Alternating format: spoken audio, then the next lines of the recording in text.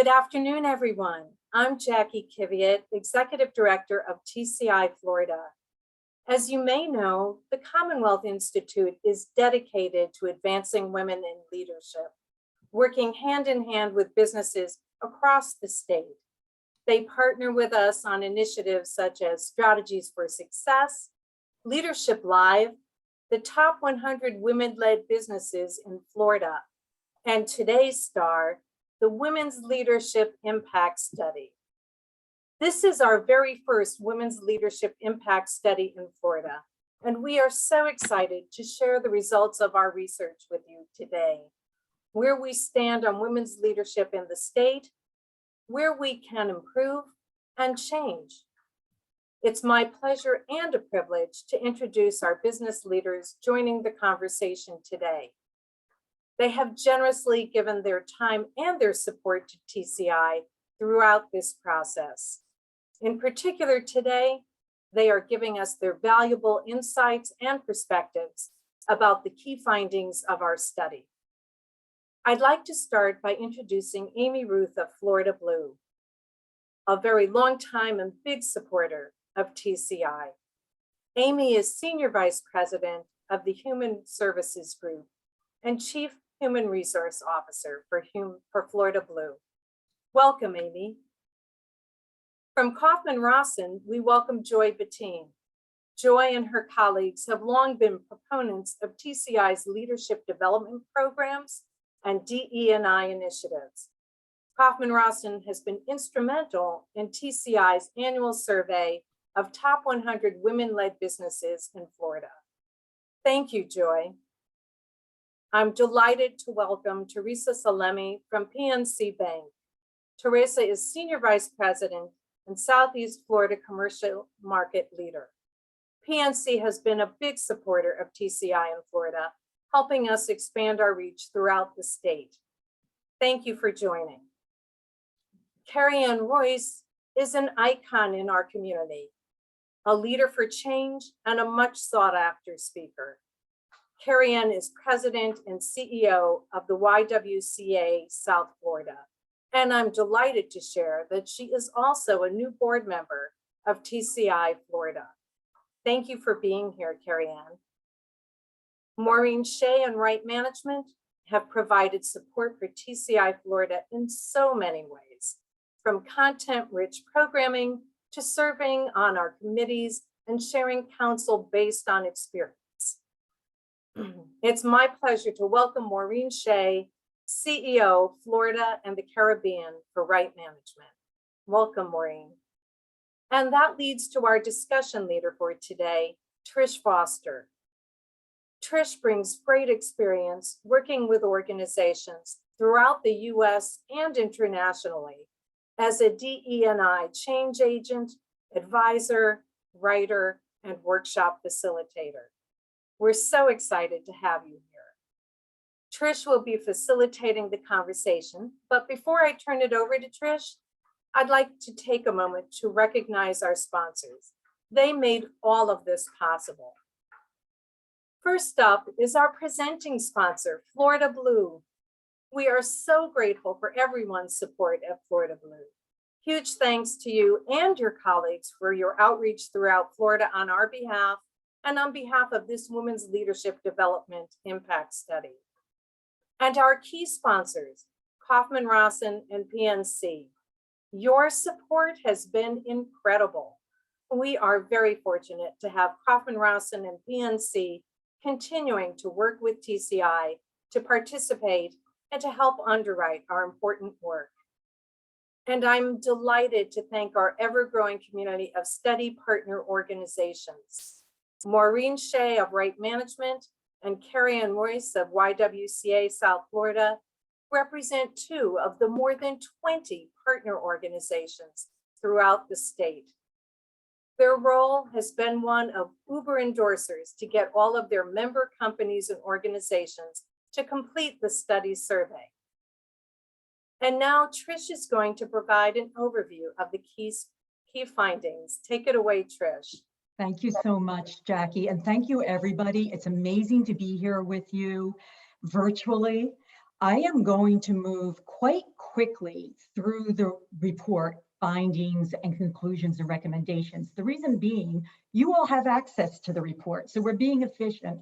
I want to hold most of our time for a discussion from the fabulous folks who are gathered here today, who are experts based both on their lived experience and their tremendous knowledge in their fields. And so with that, really quickly, here you get a feel for what our goals are with this research. First, to understand employers' actions to develop and retain and advance women employees in Florida.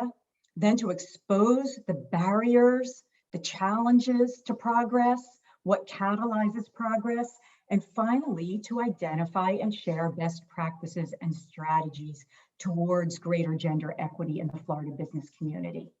And so here we go with the highlights from the study. And again, as Jackie noted, this is the first in a series of studies. This will be longitudinal. So it's a really exciting moment in time to be here as part of the launch of this long-term study.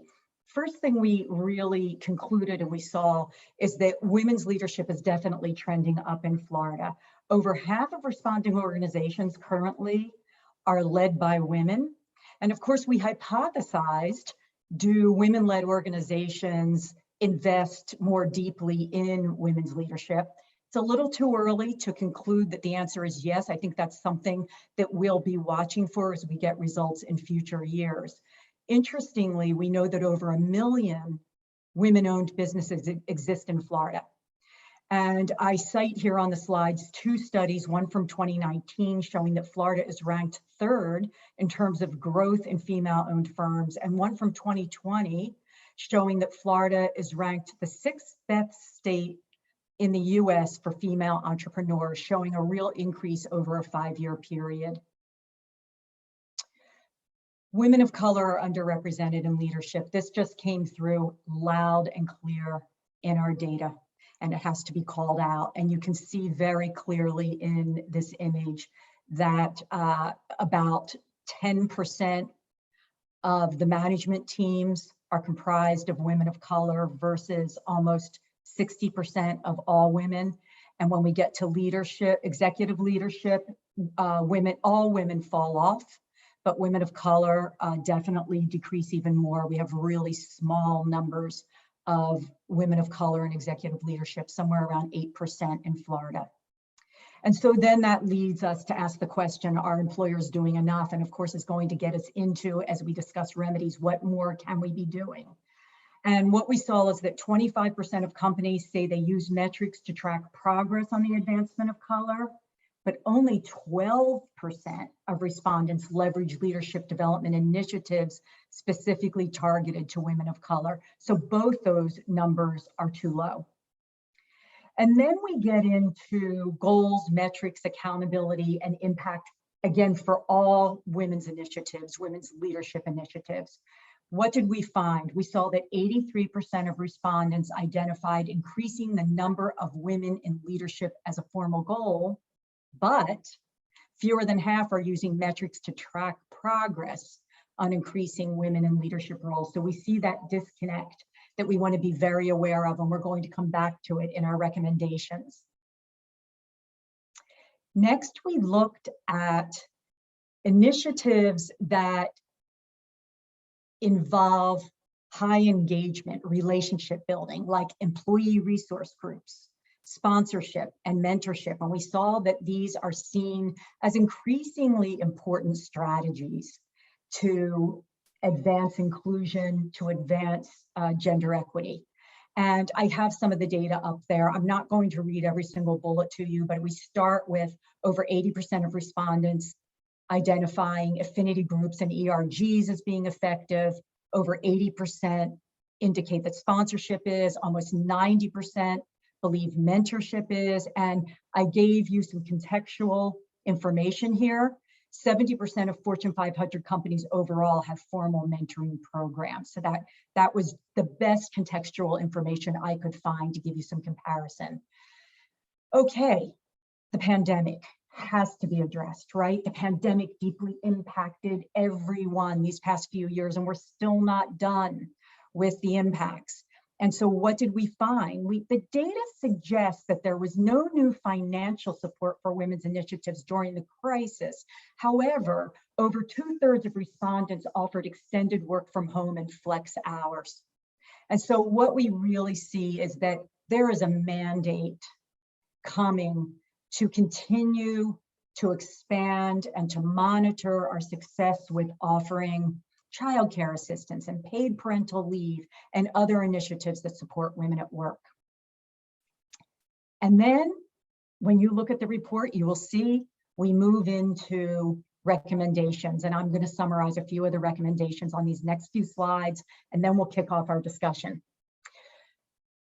Number one, we need to use metrics more effectively. They're clearly not being used the way they should be used, and we all know the old adage, what gets measured gets done. All right, so we want to create specific metrics related to retention and training and support and advancement, and we want to use them to hold everybody accountable. We want to harness the power of personal and strategic relationships. So this takes us back to this notion of employee resource groups or affinity groups and sponsorship and mentorship programs. I want to take a moment here to clarify for anybody who might not be completely familiar with the differences between sponsorship and mentorship. Almost everybody could give us a definition of mentorship, right? That we think of advising and supporting. And we normally think of that as being a senior person to a more junior, but with mentorship, indeed, that level doesn't necessarily have to play out that way. It can be peers. It can even be reverse mentorship, where we often see a more junior person mentoring and advising someone more senior, perhaps in an area where they have specific expertise. It's particularly helpful around diversity and inclusion issues. Sponsorship is where sometimes people get confused, so I'll spend a moment on that. While mentorship is about supporting and advising and sharing, sponsorship is really about very distinctly advocating, putting your own reputation on the line as a sponsor to help your protege's career progress. And there's a quid pro quo involved, because in addition to a sponsor making connections and advocating for their protege to get stretch assignments and to get promotions, that sponsor is also expecting the protege to step up for them, to work hard for them, and to make them look good. Okay, and now back to recommendations. We want to make sure that we are addressing specific remedies for women of color, and we provide quite a few detailed recommendations in the report. Taking steps to reduce gender and racial bias in hiring and performance reviews, rigorously tracking hiring and promotion rates, providing well-prepared, inclusive mentors and sponsors for women of color, and much more. We want to make sure we recognize additional intersecting identities that so profoundly impact women in the workplace. When we think about intersecting identities, we should be thinking of this concept of intersectionality, which was coined, by the way, by the amazing Kimberly Crenshaw, who is an activist, an attorney, a scholar, working on behalf of Black women. She coined the term in the 80s. Intersectionality recognizes that no one lives by one identity. And in this case, it recognizes that we can have an intersecting identity that further complicates our situation at work. So we might be a woman and we might also be a woman of color, the intersection. We might be a woman and we might also identify as LGBTQ. We might be a woman and we might also identify with a disability. Okay, so we want to be very aware of the impact of intersecting identities. We want to recognize the challenges that the pandemic has caused, providing broad support for women and for all employees.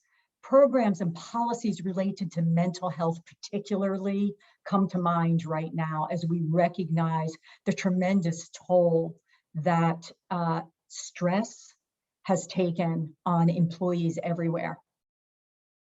And finally, we want to do all of this in the context of a more inclusive workplace culture. In other words, you need a foundation, a broad foundation that is supportive and inclusive and caring for your employees so that all of your other efforts really succeed. And we actually provide a very simple 6-step framework that I've bulleted here, starting with assessing your culture and taking it all the way through making sure you're communicating clearly and authentically about your culture to your employees. And again, it's in the report.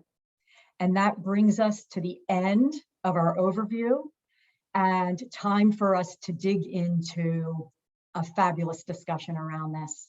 So thank you all for being here today. And I'd love to kick it off by asking whether anybody wants to comment a little bit on that very first data point I brought up, which was about the state of women's leadership in Florida. How impressive the state is in some ways, right, with supporting entrepreneurship, and whether you see any problems that maybe haven't come out. Anyone at all, we're going to be very relaxed here. Anyone at all want to volunteer to be the first person who comments on this particular topic? Maureen, love to have you. Go ahead and come off mute. So it's interesting, when I looked at this question and I thought of all the reasons why I thought it was good, then I thought, well, maybe I should do some research.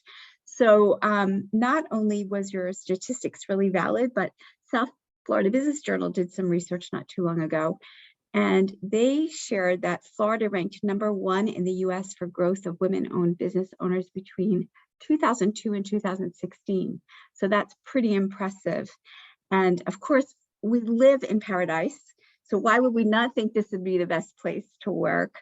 But then I did a little bit more homework and looked up some thoughts from Enterprise Florida, of course, that promotes Florida. So the 5 top reasons were great state leadership, great innovative public policy, low tax structure, great business climate, no personal income tax. We have a great public university system, which I totally applaud. It's wonderful. So we have good talent coming through the ranks. And we have a culturally diverse community throughout the state of Florida. So that's pretty cool. And lastly, our infrastructure. We have 130 public use airports, 20 commercial airports, 15 deep water seaports. And like I said, the quality of life. And last is that I met my husband here on spring break in 1974. So why would I leave?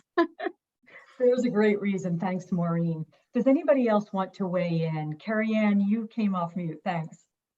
So Maureen is absolutely right in the sense that Florida has always led, I think for, as you said, quite a while in women entrepreneurs, and Black female entrepreneurs as well have been a very dominant force in South Florida. What I continue to see and want to see, and by the way, at YWCA, a big part of our work is economic justice, which focuses on the fact that economics are the cornerstone of all kinds of equity issues, right? If you can afford your home or to live in a neighborhood that's safe, to have health care, to economics drive what schools your children go to, and it drives so many other things that drive equity. So we see that as a cornerstone. It's a cornerstone of our work. And a part of that is a women's entrepreneurship program that has just exploded. We see a lot of young people and not so young people, sometimes second career seekers who have done great business in their lifetime serving others, and they're now taking that talent into a new space to have their own businesses. I think what we are seeing that I'm still trying to figure out is you have the independent entrepreneur, the sole proprietor who has a skill set and wants to work on their own. And there seems to be a lot for that person, the person who wants to start their own business, you know, whether it is doing hair or being a consultant or baking out of their kitchen or whatever those things may be. There seems to be a lot of space for that. But when we get to the point of scaling, when we get to the point of starting to find funding in order to scale, and taking on employees and becoming a part of the Florida economic workforce and contributing to that. I think that's where we're still seeing a lot of stumbling blocks, is how we take from sole proprietorship into building and growing entrepreneurship for women. And that's where we're seeing a lot of people fall off or stay where they are and then cap out on how much earnings they can potentially make with their business and how much they can impact the economy as a whole. I think that's a really Kerry-Ann, great point, Kerry-Ann, because as I think about, we have a supplier diversity program at Florida Blue that we're trying to expand our impact, our economic impact in the state by doing business more with some of those more sole proprietors, but helping through coaching and advisory services, helping them extend and grow their capability to, it's one thing to do business for a small company, it's another to do business with a big company. And we're trying to help counsel and coach companies, and we need more of that. We need to be supporting those businesses and teaching them the skills they need to be able to scale and know what the differences are between working for a 50 employee company and a 10,000 employee company. And you can still do that. We just need to help the community in that way. The other point I would add is another important feeder, I think, here in Florida that's so important to our economy and creates, I think, that entrepreneurial spirit is the military. And we have so many people coming out of the military or spouses of the military that play that entrepreneurial role. And I think that's an incredible engine for us here in Florida. Thank you so much, both of you, Kerry-Ann and Amy. That was really rich. Does anybody want to weigh in any more on this topic before we segue to another? Hi, Trish. I just would like to add, I couldn't agree with Kerry-Ann and Amy more, that there is a gap in funding when you reach that certain level, that business that's doing $1 million or $2 million in revenue. And as a banker, we see that. And there's some really unique things happening that are being developed to support women-owned businesses in that space. And PNC's taken a big role that I'm really proud of the work we've done as an organization, launching a project last year called Project 257. And I'm happy to share more information on that. But part of that project was a sponsorship to an organization called Shea, a very unique organization that does crowdfunding for women-owned businesses. And it's very easy to become a supporter of that organization or an activator with a minimum contribution of $1,100. You can even spread that out over time. So what we did as an organization is in every one of our 50 markets, we gave money for activators. And these are women-owned businesses that receive zero interest loans. It's reviewed by a panel of women. And these loans are paid back and go back into the pool to fund businesses in the future. So it's such a unique organization, but it just shows me that people are recognizing this and wanting to get involved and support women-owned businesses to help them through those growth stages when they need additional funding to fuel their growth. So happy to share more at pnc.com/women. I'll put a plug out there. Go check it out if you'd like to learn more about our commitment to SHEO. Thank you, Teresa. I also find the gap that you all are talking about really interesting. And I think we should put a pin in it and note that maybe in next year's version of the study, we even want to look into that a little bit more and see if we can get more information on that. This is another benefit of having these kinds of discussions after we do the research. So thanks for that. I would really like, because we're talking about gaps for women. I really want to take a moment and ask you if you want to reflect at all on the state of affairs for women of color in particular. You know, we talked about intersectionality in the findings overview that I gave a few minutes ago. Does anyone want to weigh in at all on that? You know, I'm going to let my peers go first. Thank you, Kerry-Ann. Well, I'll go back to the comment that in the study mentioned about metrics, right? And measuring and being intentional about having diversity in our workforce. So I think it's very important, to have a formal measurement or metric system in place. We have one at PNC as leaders that we're held accountable to. So it's not just measuring, it's the action steps that are tied to those measurements. So it is an objective of our organization, and I think many probably here on the line. And it goes back to the education system, right? Helping those women that we want to recruit for future positions be ready for those positions. So mentorship, sponsorship, all of that is important. And it starts early, right? So that I think is one benefit Florida has, as Maureen mentioned, is our education system. Our university system is strong, it's robust. I have daughters that are graduates from it. So a lot to share there, but I think that's has to be intentional, measured, and accountable. Thank you, Teresa. Well, I was just going to add that from my research, it was indicated that 1 in 3 of our frontline workers are women, and Black women, and they struggled because they were frontline, and they also had to manage childcare and had to manage elder care, and sometimes were single parents.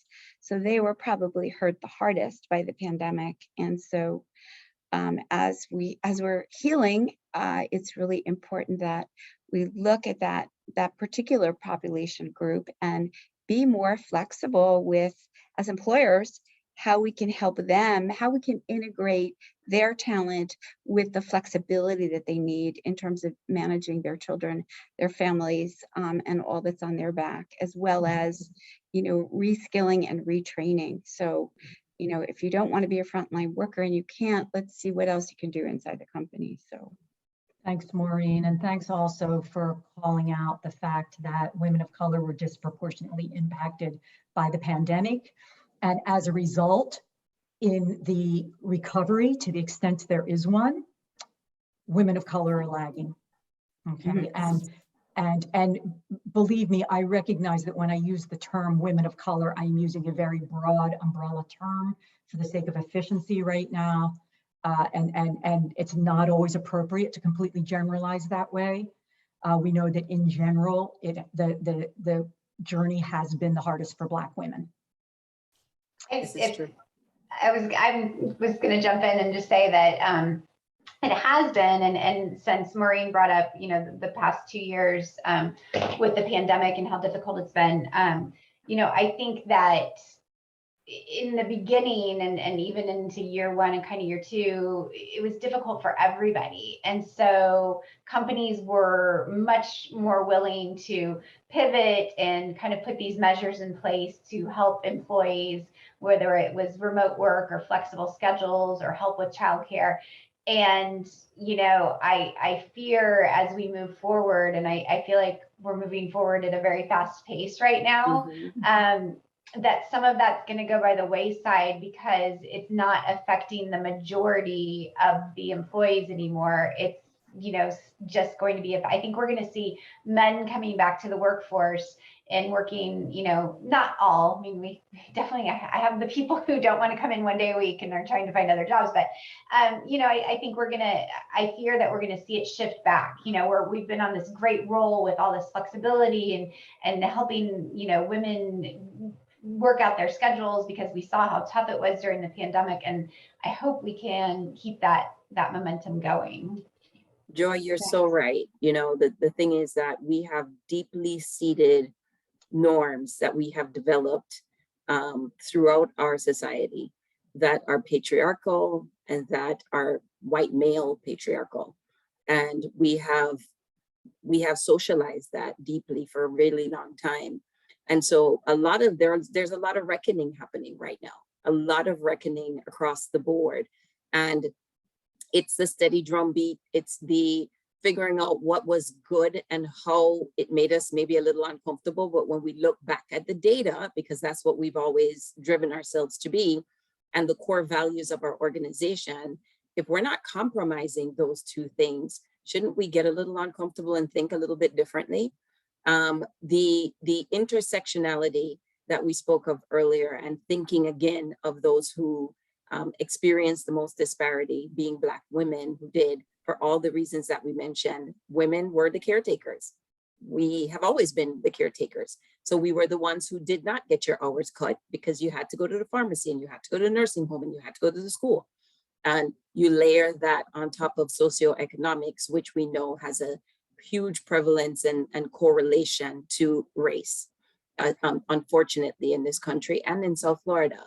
So when we look at the lived experience of women and women of color, and we started an economic justice council this year, of which Kaufman Rossin was our sponsor. Hats off, shout out to Kaufman Rossin, led the way on the Economic Justice Council. And we're producing a toolkit about hiring and bringing to the workforce women of color and how to have them thrive.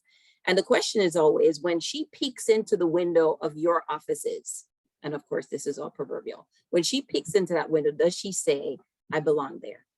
And what is it they care about me? I can tell this is a place that I'll thrive. They understand what I have to deal with, and they value my voice from my unique experiences. So it is, that's a big question. How are we thinking differently then about benefits?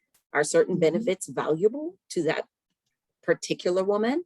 Are we looking at choices in benefits? We're going to invest $2,000 in your year. You pick how you need that. Those are some of the ways in which we can get creative around making sure that there's equity, because we have a very, once again, patriarchal society that we have decided in our special spaces what we think is important. We really have to step forward outside of ourselves to ask questions and to make sure that when she looks in a window, she knows that this is a place for her, built by people who understand her experience and aren't going to have meetings at 7 p.m. or 5:30 and say, if you don't show up, it's because you're not a team player. Just very nuanced things, as well as very factual things that have to come from the top and all the way through the organization. You are so right about that, Kerry-Ann. And as I think about, this conversation's in the context of the pandemic, right? But it's it's to me very much the pandemic coming on the same wave of the racial reckoning. We as a country finally got the 2x4 to say, enough, we've got to do something about this. And so those two things come together, and you look at the disparity, for health disparity as a result of the pandemic for Black women. Well, I'm sorry, take any health measure. There is a health disparity in America today that should not be there. This is America, for God's sakes. And we should be making health equity a right. And so one of the things we did is we went through these last couple of years. We're an organization that's known for our diversity work, but we really took a hard look internally and said, what are we still not getting right?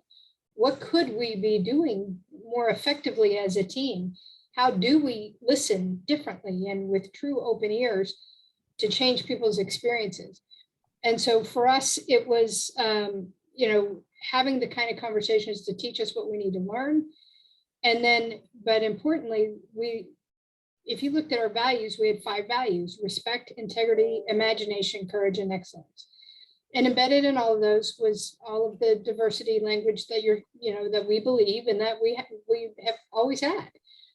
And we said, but we haven't actually explicitly said we believe in inclusion and we believe in health equity. And we that wasn't there.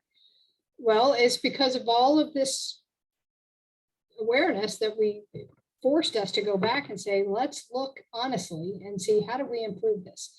How do we improve representation? And through the inclusion lens, now we have 6 values instead of 5, and inclusion is one of our values. And it speaks about health equity. And we just named a chief health equity officer for our enterprise to try to make sure we can be the change. We can help bring the change we need to see for health equity. And so for me, that's seriously important. But the other thing we did through this process was we ran a program we called Unleashing Leadership Talent.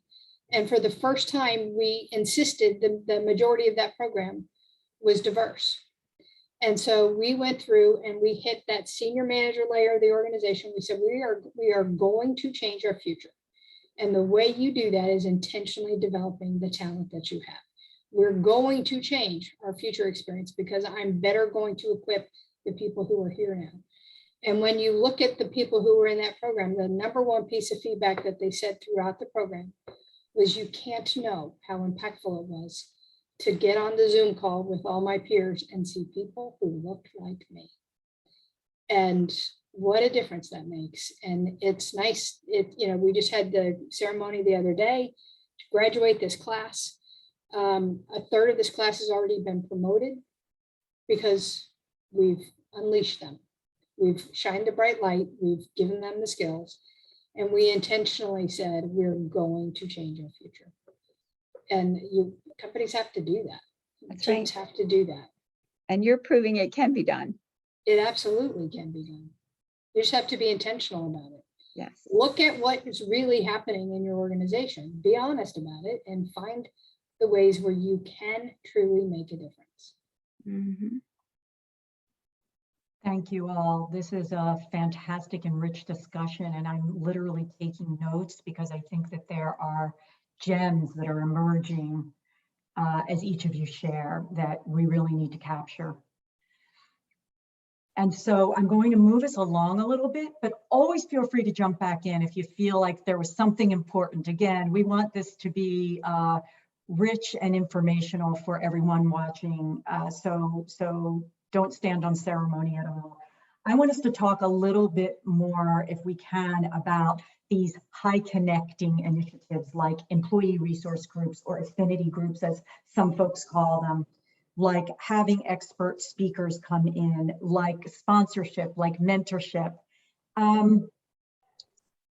I feel as though, Amy, you had some information on that, but you, since you just spoke, Joy, thank you. Let's start with you, Joy, and then we'll invite others into the conversation.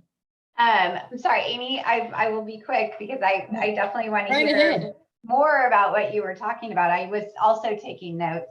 Well, so we're an accounting firm, and the accounting industry, is very traditionally struggled with women at the leadership levels. And so even though the numbers coming into the industry are 50-50 and have been for the past 20 or 30 years, only about 50% only about 50, not even 50% of that 50% is moving into leadership roles. So we probably 7 or 8 years ago, one of our female leaders, as a project in a leadership program she was in, started what we didn't really know was an ERG at the time, but a women's group, and it's called CREW, spelled with a K, so it stands for Kaufman, Rossin, Empowering Women. And our full-blown diversity initiative really kind of grew out of that women's affinity group. So now it is part of our bigger, more well-rounded diversity initiative as an official ERG. And they've done wonderful things. We've had joint, we call it speed dating, where we'll bring a women's group in from another company, like in the banking industry or a law firm, and having a women's event that way. We've brought guest speakers in. And we are also getting ready to kick off our pilot sponsorship program. So Trish, I really appreciated that you explained the difference between mentorship and sponsorship, because that's something that I've been explaining many times over the past few months as we've gotten ready to do this. So the sponsorship program we're launching is going to be for the entire firm, but the first cohort that we're starting with does happen to be some of our more senior women, because of some of those facts that I mentioned earlier about the accounting industry. So we are excited to launch that. And we're doing this again in a year. Hopefully I'll be able to tell you more about our experiences and our results with that. Fantastic. Thank you, Joy. I love I think our affinity groups many years ago actually started out of our women's group as well. And the part that I was going to share here is we have had ERGs at Florida Blue for probably more than 20 years. And we have them, all of the traditional ones, and we have started extending them into different areas. But a few years ago, it finally occurred to me as I was thinking about our diversity, equity, and inclusion strategies, that the ERGs and the way we use them really became known for just the group they supported. So our Aspire group is our Black Americans, and our Respect group is our LGBTQ, and they sort of never the two shall talk, right? They were segregated, if you will. And I attended a conference, and it was focused on inclusion, and it dawned on me that the ERGs are separated. And so we rebranded ours. We kind of tossed out the ERG name, and we said, these are all a part of the GuideWell community. And these are all different communities within our one community. And so now when they do events and we work with them as they have goals, and they play a part in our community work. They play a part in our workforce. They play a part in our customer experience, and they have a voice in the organization to help us represent the part of the community that they represent. And so they're included into our business planning and our business strategies, which is great. But now when they work together, they have to work with another community. So you have more than one community. When you have an event, it's not just one event putting on this event. If for Pride, for instance, the Respect group for LGBTQ, they may be joining with our interfaith group, or maybe our Hispanic group. And they're working together to come together to say, we're all a part of whatever these opportunities are. We're all a part of the one GuideWell community. That has been a game changer for us. And it has helped us take what has been here for a while and put new life into it, and put new emphasis on inclusion, that it is us together. So for us, as I think about this work, it's knowing that you allow it to evolve. You allow it to be a reflection of what your workforce is telling you, what the team is telling you they really want to get out of it. And for us, it was a way to rethink how we celebrate the uniqueness, but still use it as a way to bring everybody together. Amy, thanks. I want to jump in with a clarifying question here, because this often comes up when organizations talk about their ERG journey. To be clear for our listeners, it sounds to me as if you've retained the best of the old while moving forward. You still do have identity, so that when a person feels that they need a safe place to go to because of their unique identity, That's right. that still exists. It absolutely does. We just rebranded it. And so for instance, I think I started to say this and forgot in my talking points there as I was thinking about it. One of the ones we added, and I just met with this group yesterday, actually, and I told him, I said, I thank God every day you guys had the courage to come forward and speak your truth about your experience here, because we added one on mental health collaborative about 3.5 years ago. And it was hard to wrap our head around. How do you do this in the right way? How do you lift people up and wrap your arms around them and meet them where they are and provide the safe space, exactly what you say, while still protecting the organization, right? Like no one's ever done that before that I knew of.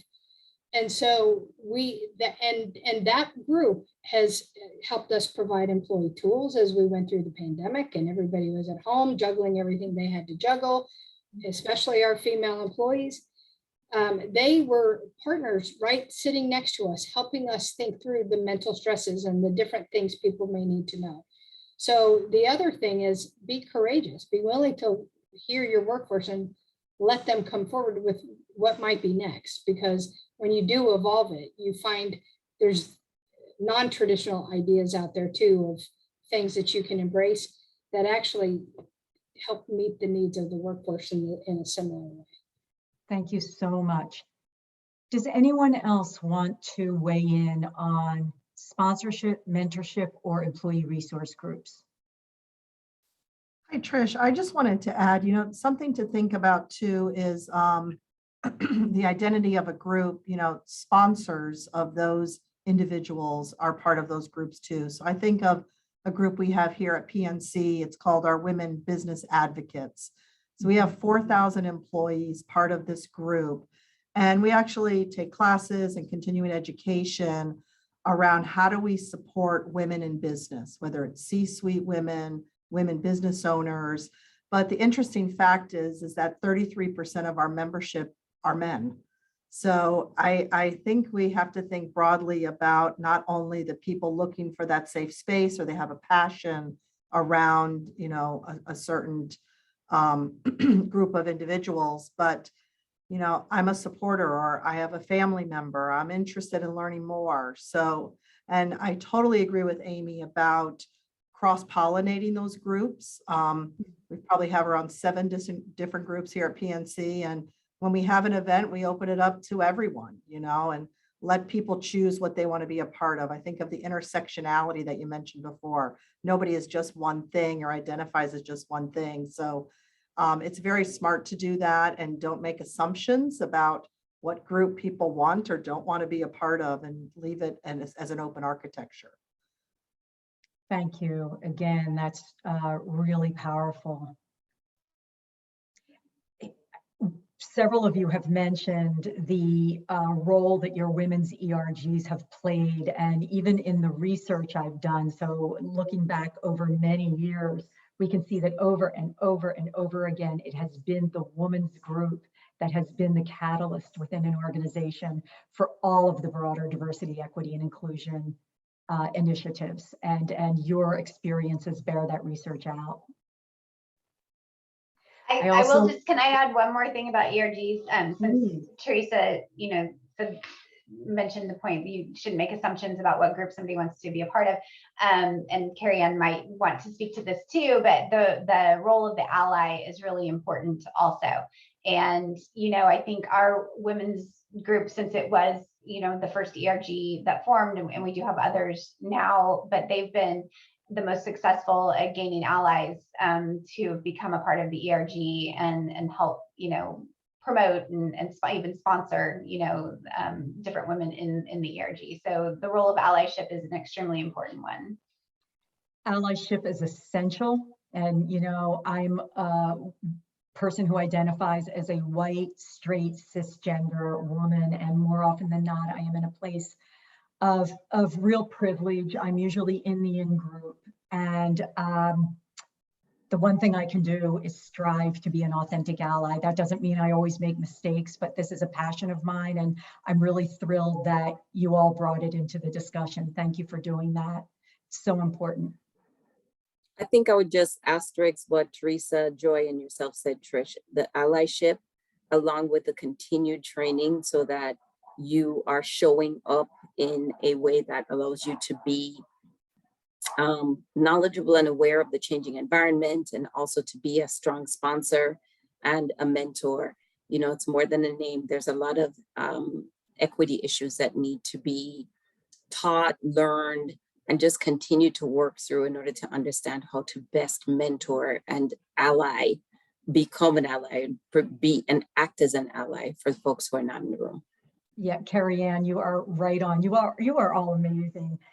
Because I was literally thinking, we want to be clear for folks who are listening, and many of them already know this, but for those who don't, that if you're going to start to build a mentorship or sponsorship program, and you're also looking at that as a strategy to help, say, women of color, whatever you do, make sure that your sponsors or your mentors are well trained if they are from the dominant group, and that they learn how to be a better ally to their mentee or to their protege, right? So again, thank you for queuing that up. It couldn't be more important. We are starting to reach the end of our time. We really didn't talk about metrics, and I think we need to make 5 minutes to do that if you all are game. Who would like to jump in? Amy, I saw you nodding, and I think Maureen might be talking, but come off mute. Yeah. So Manpower, who is our parent company, is amazing at research. And so they did some researched 39,000 employers in 40 countries about gender equality in work. And so just, a couple, there's so much detail in here, but 4 ways to progress, simply stated, 4 ways to progress gender equity: own your numbers and measure your progress, which is what you just said. Repair your management pipeline. So we really have to look at that pipeline.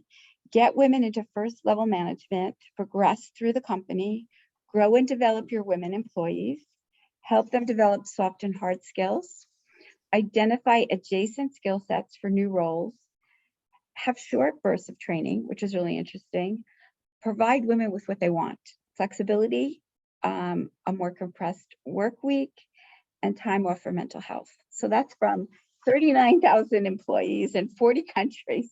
So I thought that was pretty cool. Maureen, thank you. And then the question becomes, are you acting on those findings? That's a good We question. Our Unleashing Leadership Talent program that I spoke of earlier, we graduated, I think, 38 people out of that program.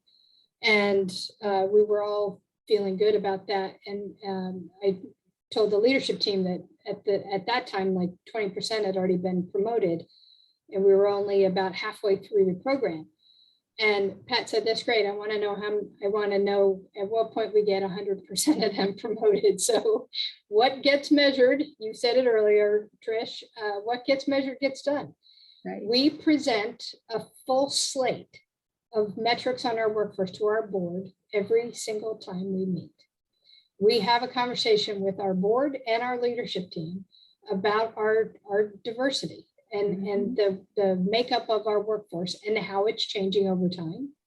And the part not to forget is, as you elevate people, the numbers change, and you have to keep at it. Just because you move 1 or 2 people, you have to keep going down that path, because it just resets. And you need to make sure, for us, as I speak about it internally, we want to be a reflection of the community we serve. I know that's how we will be the best company we can be here in the state of Florida. We will do the best job we can representing and meeting the needs of our members, because we're a reflection of the community we serve. And so we're intentionally looking at every layer of our organization and every single time having a conversation with leadership. So when you stay focused on your measure, it starts with our board of directors. We have 11 members on our board. It's either 75% female or minority. Intentional, that's an intentional choice. 75% of our market presidents are minorities.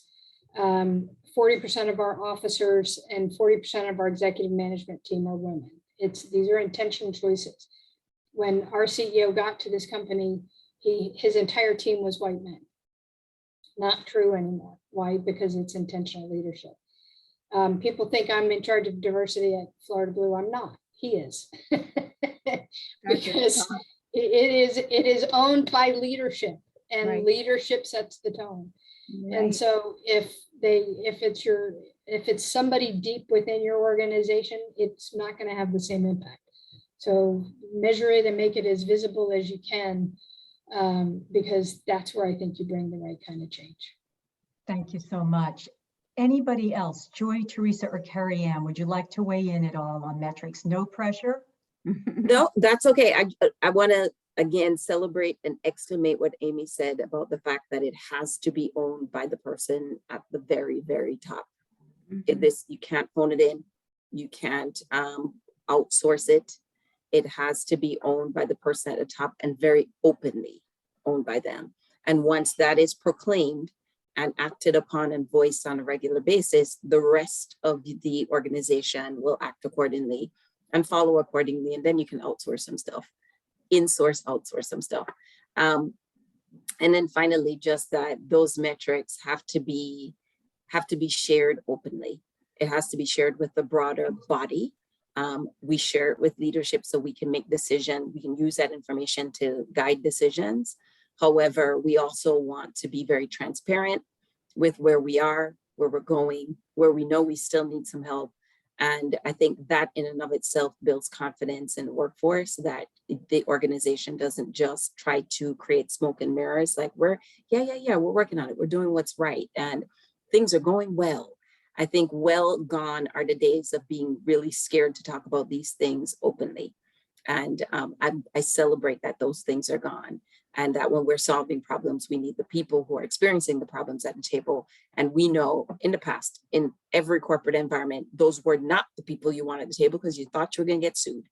So luckily and gladly, those days are gone. And I think everyone's kind of like, well, bring it. We kind of need to know. Let's go. Here's where we suck. Let's talk about how we get to the other side. And that's some of the changes that we've seen. Amen, Kerry-Ann. Beautiful way to start to wrap this up. This is one last moment that I'm putting out there for each of you amazing professionals who have come and given your time so generously today. If you feel that there's a final thought that you want to throw out there for all of us and for the listeners, please, I would welcome it as we get ready to sign off.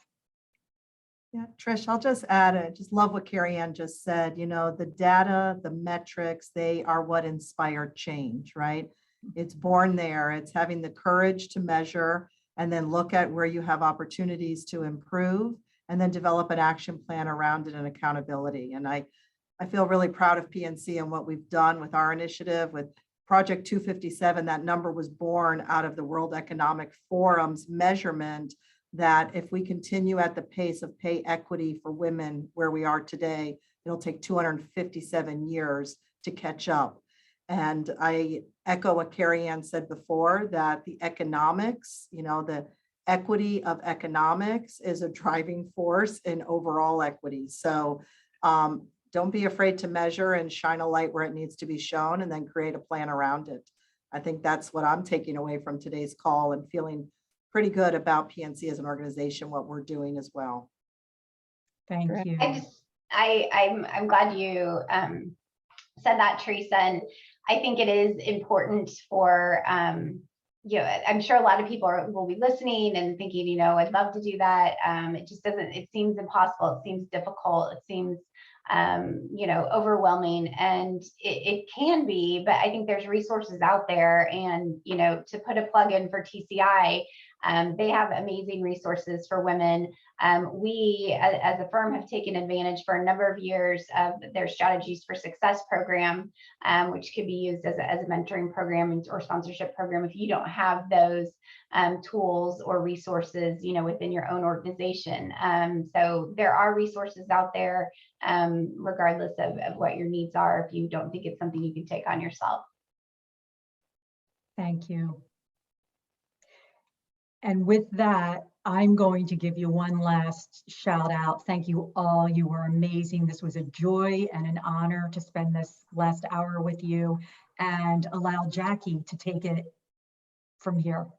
Well, firstly, Trish, you did a great job. Thank you so much. It was wonderful to be here with you.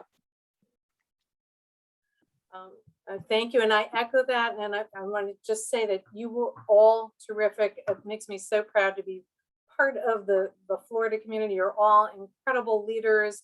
You don't just talk the talk, you walk the way you need to walk. You set the example. You take those brave, courageous steps to make a difference. So thank you, each and every one of you, for sharing your perspectives. And thank you, Trish, so much for facilitating the conversation and writing the report. You were wonderful.